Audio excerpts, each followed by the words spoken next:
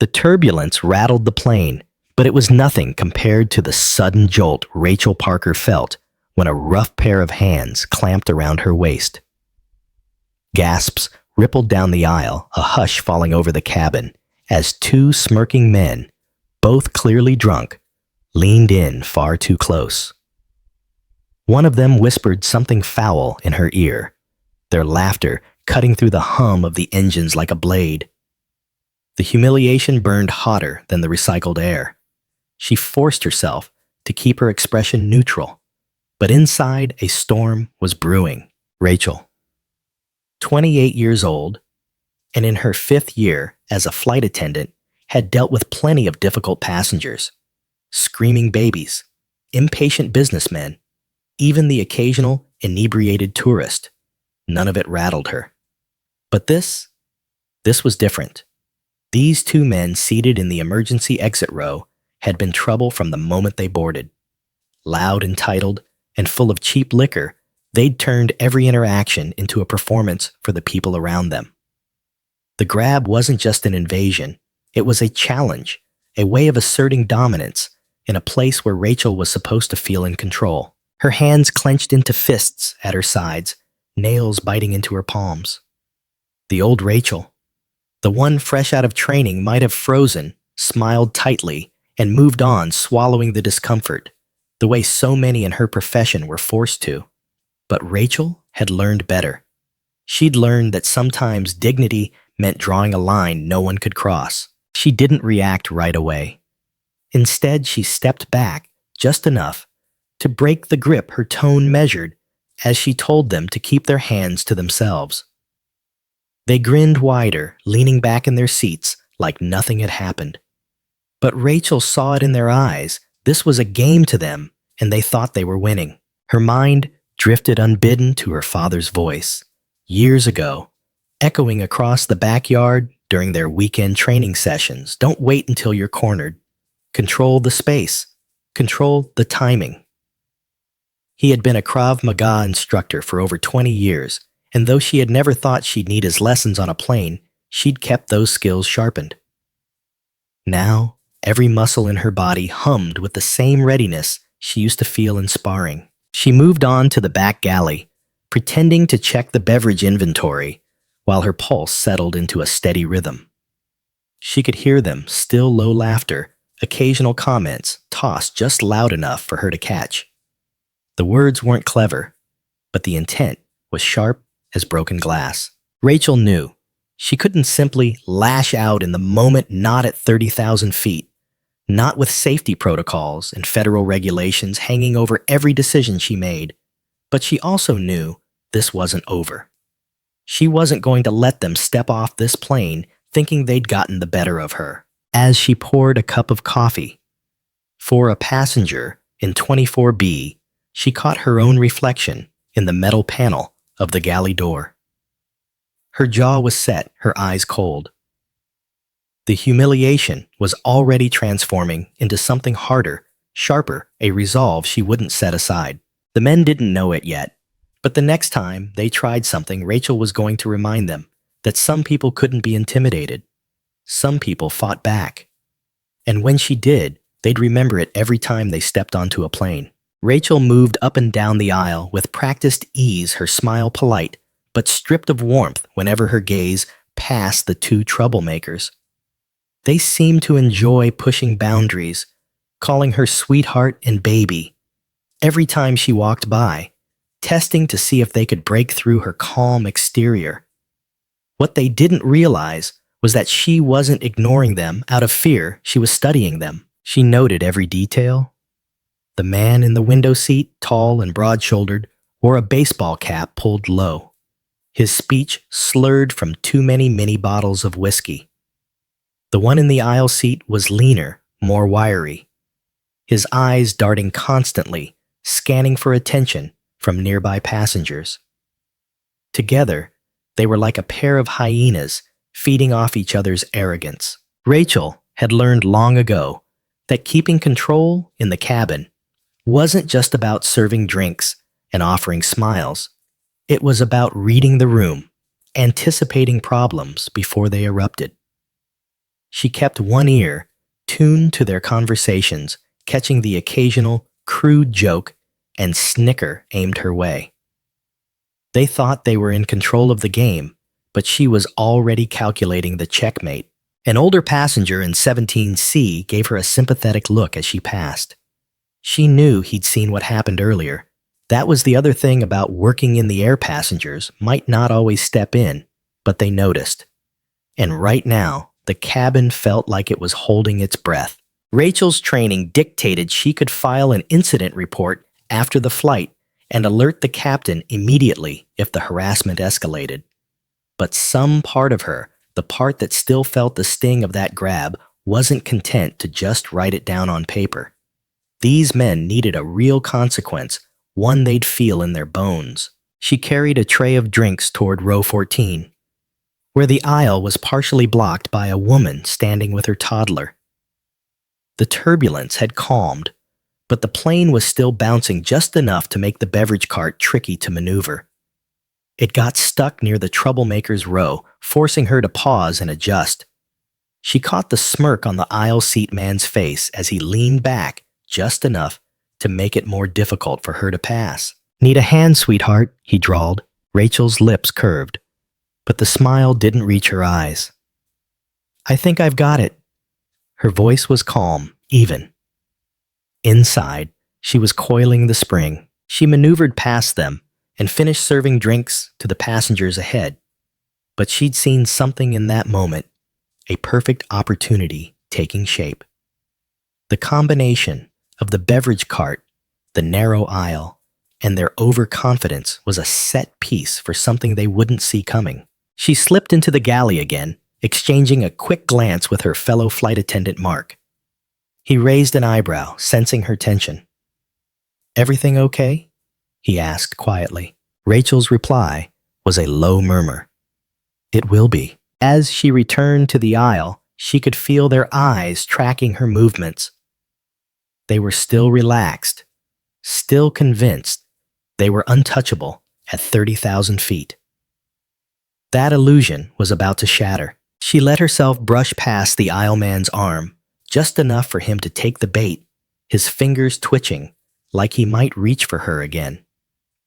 If he did the plan she'd been piecing together since the first grab would fall into motion. Her pulse slowed, her focus sharpened. Every sound, every movement of the cabin seemed to fade, replaced by the hum of her father's old advice in her head. It wasn't time yet, but it would be soon. And when it was, the laughter in row 14 would stop for good. The beverage cart rattled faintly as Rachel pushed it down the aisle again, the soft clink of glassware muffled under the roar of the engines. The captain's voice had just announced they'd be starting descent in about 45 minutes, and passengers were beginning to stretch and shift in their seats. For most, this was the winding down phase of the flight. For Rachel, it was the moment she'd been waiting for. The troublemakers in row 14 were relaxed now, leaning back with smug confidence. They'd been bold enough earlier to touch her in front of a cabin full of witnesses. In their minds, she'd done nothing in return. That arrogance was the very thing she was counting on. A minor commotion began near the rear of the plane. Another passenger was trying to retrieve something from the overhead bin while the seatbelt sign was still on, causing a brief bottleneck in the aisle.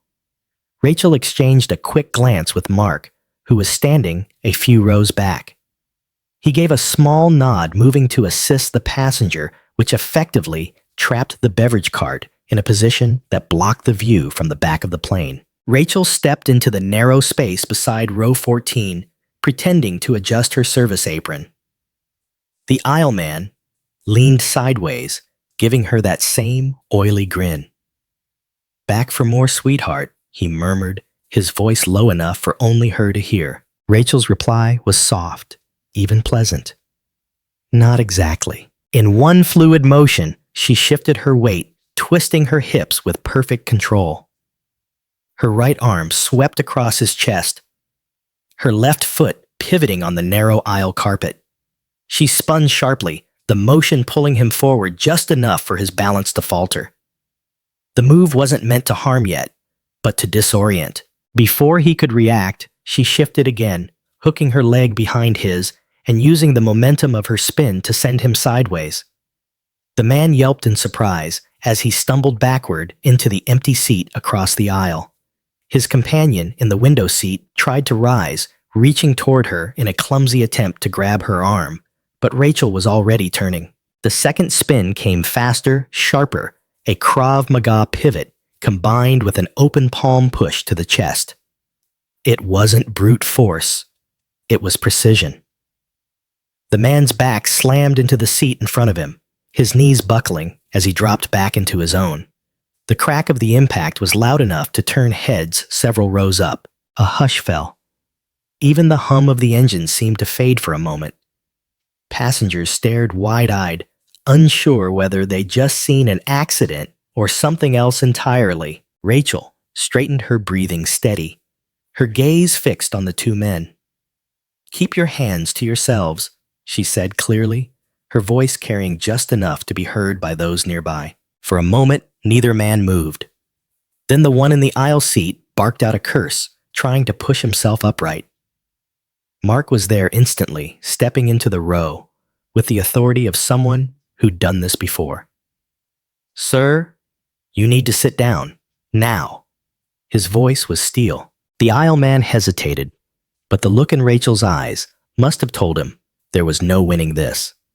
He slumped back into his seat, rubbing his side where the seat frame had caught him. Rachel didn't linger. She moved on her posture calm, almost casual, but inside, she felt the deep satisfaction of having taken back control. The moment had been quick surgical, but the impact was undeniable. The balance of power in the cabin had shifted, and everyone knew it. Still, she also knew this wasn't quite over. Not until they were on the ground, and those men were off the plane for good. The cabin was different now. Quieter, tighter. Conversations had dropped to murmurs, and passengers who'd witnessed the encounter were sneaking glances at Rachel, some with small approving nods. She kept her movements unhurried, her professional mask firmly in place, but she could feel the pulse of adrenaline humming beneath her skin. The two men in row 14 sat stiffly. The aisle seat man avoided her gaze entirely, his earlier swagger replaced by a clenched jaw and restless shifting in his seat. His companion in the window seat still tried to maintain a smirk, but his hands fidgeted on the armrest fingers, tapping with jittery energy. Rachel had seen it before, the bravado of someone too embarrassed to back down, too shaken to push forward. Mark lingered near their row, leaning casually against the galley partition, but his stance was anything but casual. They both knew there was still time for the situation to spiral.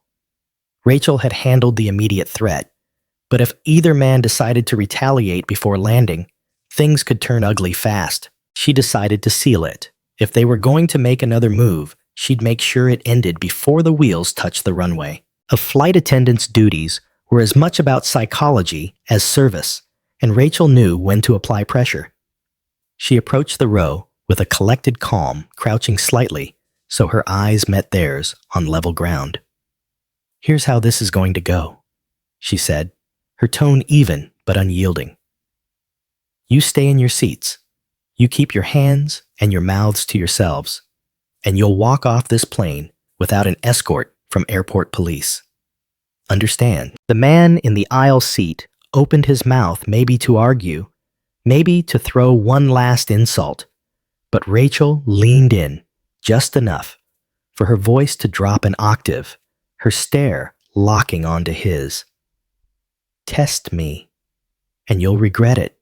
He closed his mouth. Rachel rose smoothly and moved on her eyes, scanning the rest of the cabin. The descent had begun, and the seatbelt sign was glowing overhead. She moved through her safety checks, but her senses stayed trained on the back of the plane. Every step was calculated, every glance deliberate. As the plane dipped lower, Turbulence returned nothing severe, but enough to send drinks rippling and passengers gripping armrests. Rachel used the movement to her advantage, staying fluid, always close enough to their row to respond if necessary. The two men kept their eyes forward now, their shoulders squared, but their bodies rigid, as if bracing for more than just landing.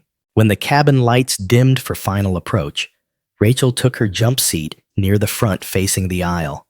From here, she could see them clearly. Their earlier confidence was gone. They looked like men counting the minutes until they could get off the plane. She let that sit, her steady gaze reminding them she wasn't the one who'd be leaving with shame. The landing gear dropped with a muted thud, the engines shifting pitch as the ground rushed up to meet them. Rachel's heart slowed, the adrenaline ebbing into something else, control, satisfaction, closure. But she didn't allow herself to relax completely. Not yet. When the wheels touched down, the entire cabin jolted. Bags shifted in overhead bins, and passengers instinctively reached for their phones. Rachel's gaze never wavered from row 14. She could almost feel the tension radiating from them. Two men who'd stepped onto this flight believing they could take what they wanted and leave without consequence. They were wrong. And the final reminder was still coming. The plane taxied toward the gate, the engines humming in a steady, controlled rhythm. Passengers began unbuckling too early, earning the familiar reminder from the captain to remain seated until the seatbelt sign was off. Rachel unlatched her harness, but didn't rise just yet. Her eyes stayed locked on row 14. Mark moved down the aisle, slowly, performing the routine post-landing check. When he reached the two men, his voice was calm but deliberate. "You'll remain seated until the other passengers have disembarked." His tone left no room for discussion. The aisleman's jaw tightened, but he nodded without looking up. The seatbelt sign dinged off, and the aisle filled instantly with the shuffle of passengers eager to leave. Rachel stood, positioning herself just far enough from row 14 to block any sudden move. Her professionalism was intact, but the quiet authority in her stance was impossible to miss. As the last of the passengers passed through the forward galley, two uniformed airport security officers stepped into the cabin. They were already briefed thanks to Rachel's discreet message to the captain during descent. The taller officer nodded to her before addressing the men. "Gentlemen, you'll need to come with us." The aisleman's eyes widened, his earlier bravado collapsing completely. "This is ridiculous." Rachel's voice cut in, even and clear. "You grabbed me in front of witnesses. That's assault." The other passengers, still within earshot, paused, their expressions a mix of satisfaction and disbelief. The murmurs spread as the men reluctantly stood. The wiry one muttered something under his breath, but the officer behind him gave a firm shove toward the aisle. They were escorted off the plane in silence, the sound of their footsteps swallowed by the emptying jet bridge. Rachel felt the knot in her chest finally loosen. It wasn't triumph, she felt exactly. It was something steadier, cleaner. She hadn't just reacted in anger. She'd taken control, kept the cabin safe, and shown them they couldn't humiliate her without consequence. Mark returned, his lips curling into the faintest of smiles. "Remind me never to get on your bad side." Rachel allowed herself a small chuckle. "Just follow the rules and you'll be fine." They moved together through the final sweep of the cabin, collecting forgotten headphones, discarded cups, and crumpled magazines. The routine motions grounded her, returning her to the rhythm of her job. Outside the forward door, the terminal bustled with the usual chaos of arrivals, but here in the cool hum of the aircraft, Rachel stood tall. She thought of her father again, of all those early mornings when she'd groaned at the idea of training before school. Back then, she'd thought she'd never need those skills outside of a gym. Now, she knew better. Life didn't give you a choice about when to defend yourself, it only gave you the moment. And when that moment came, you either froze or you turned spun and made sure no one ever forgot you could fight back. Life will always present people who think they can take what they want without consequence. In those moments, it's not about anger. It's about standing your ground with precision, clarity, and control. Rachel's experience proved that dignity isn't something you hand over for the sake of avoiding conflict. It's something you protect, even if it means confronting the problem head-on. Whether in the air, on the ground, or anywhere in between, courage often comes down to preparation and the decision to act. And when you do, you remind the world and yourself that some boundaries can never be crossed.